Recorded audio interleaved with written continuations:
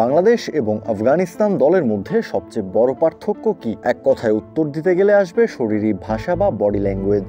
একই সাথে আফগানরা যে কোনো প্রতিপক্ষের বিপক্ষে এমন অ্যাপ্রোচে ম্যাচ খেলতে নামে যেন এটাই ফাইনাল। প্রতিপক্ষ মাইটি অস্ট্রেলিয়া হোক কিংবা পুচকে কোনো দল, মাইন্ডসেট থাকে একটাই। অন্যদিকে বাংলাদেশ এশিয়া কাপে সবশেষ শ্রীলঙ্কা ম্যাচটায় যে ছন্ন ছাড়া ক্রিকেট খেলেছে, তাতে ক্রিকেটারদের ভেতর যে তার মানসিকতা ছিল না বললেই চলে।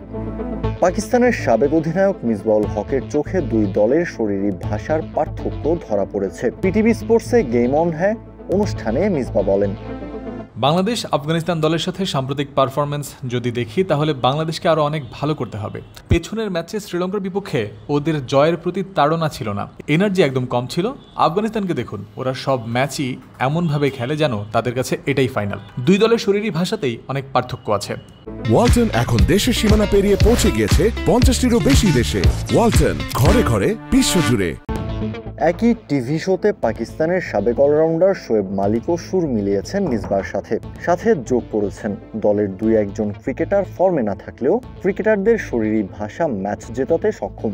আফগানিস্তানের বিপক্ষে ম্যাচটায় বাংলাদেশের এই সমস্যার সমাধান প্রত্যাশা করছেন তিনি।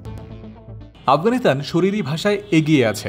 আপনার দলের দুই একজন যদি ফর্মেও না থাকে তাহলেও শরীরী ভাষার কারণে আপনি জিতে যাবেন।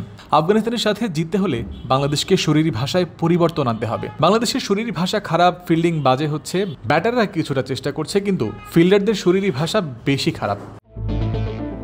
পাকিস্তানের সাবেক পেসার উমর গুলো বলছেন, আফগানিস্তান যার সাথেই খেলুক না কেন শুধু লড়াই করবে এমন মাইন্ডসেট নিয়ে খেলতে নামে না দলটা, বরং জিততে চায় প্রতিটা ম্যাচ। মাইন্ডসেট আর আত্মবিশ্বাস হিসেব করলে আফগানিস্তান অনেক এগিয়ে। অস্ট্রেলিয়া, পাকিস্তান, বাংলাদেশ যাদের সাথে এরা খেলুক না কেন, এরা শুধু লড়াই করতে চায় না, জিতে ফিরে আসতে চায়। এই জায়গায় ওরা অনেক এগিয়ে। অনুষ্ঠানে শোয়েব মালিক বাংলাদেশকে একটা গুরুত্বপূর্ণ পরামর্শ দিয়েছেন। জানিয়েছেন বাংলাদেশ টসে জিতলে ব্যাটিং নেওয়া উচিত, কারণ যে কোনো কন্ডিশনে আফগানরা টসে জিতলেই ব্যাট করতে চায়। টস জিতে বাংলাদেশের ব্যাটিং নেওয়া উচিত। আফগানিস্তান সবসময় যে কোনো কন্ডিশনে টস জিতে ব্যাটিং নেয়, ম্যাচ জেতে। আক্রমণাত্মক শুরুর কারণে এটা ওদের শক্তির জায়গা, বাংলাদেশের ওটা নষ্ট করা উচিত। ওদের আত্মবিশ্বাস দিয়ে লাভ কি?